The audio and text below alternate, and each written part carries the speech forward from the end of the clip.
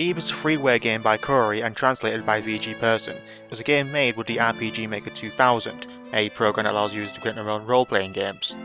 Eve is the name of a 9-year-old girl out on a day trip to an art gallery with her parents, who suddenly finds herself trapped in a gallery after dark. With no one around and trapped in the gallery, Eve has no choice but to follow a strange message begging her to come.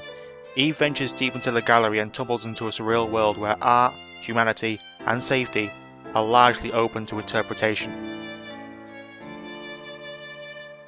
Along the way she meets Gary, an 18-year-old teenager who was also brought to the fabricated world. He accompanies Eve throughout the game, helping her pushing heavy statues out of the way. Also along the way, Gary and Eve meet Mary, an odd girl who has a cheery demeanour. All three traverse through the gallery hoping for a way out. I won't go any further with the story than that. Suffice to say that the story of Eve is the best feature. The story really encapsulates the relationships between the characters and you hope that they will make it out alive. But like an RPG, there are choices to make that affect the story and what ending you get, as there are 5 in total. You use the arrow keys to move around, Z to interact with things, and X to open your inventory. You can save the game at writing desk, which you should do frequently. After the game begins, Eve finds a red rose that represents her health and is always displayed in the upper left corner. As Eve takes damage, petals fall away and the rose begins to wilt. Likewise, Gary has a blue rose and Mary has a yellow rose, although you do not get to play as Mary. Luckily, you can restore your rose by placing them in water vases. Like its adventure game Roots, you must solve puzzles to advance through the Nightmare Gallery. The puzzles are well thought out and serve a fair challenge and require you to really explore the area for clues and keys, although some can end up being too difficult to a point where you'll probably end up looking at a walkthrough. It's a rewarding feeling once you figure them out though. However, it would be nice to have some variation on multiple difficulty settings for multiple playthroughs to help keep things fresh and new, but it does make it easier to play for the multiple endings and choices.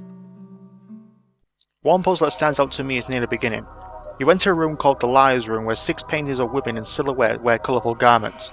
3 of them give directions to a puzzle clue hidden in the next room, and the other 3 say whether they're lying.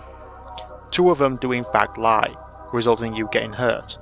The last one tells the truth, and the event that happened afterwards left me unnerved. Eve's visual style is odd.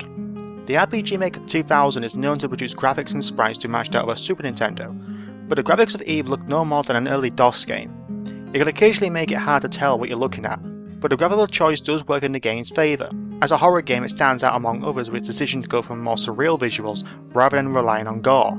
There are a lot of unsettling scenes that creep you out far more often than other games manage with a lot more blood and guts, and Eve manages to be more memorable as a result.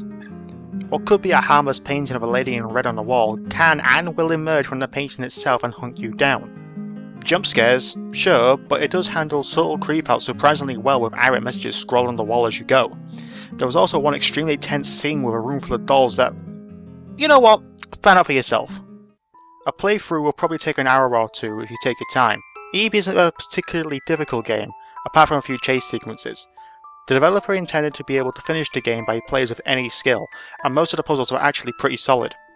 Overall, Eve may have the appearance of a sweet, innocent game with a young main character and a simple animation, but when a portrait is dragging its way towards you, you know that it can only get worse. The game itself is available to download for free if you're interested in experiencing Eve yourself. I rate this game 8 out of 10.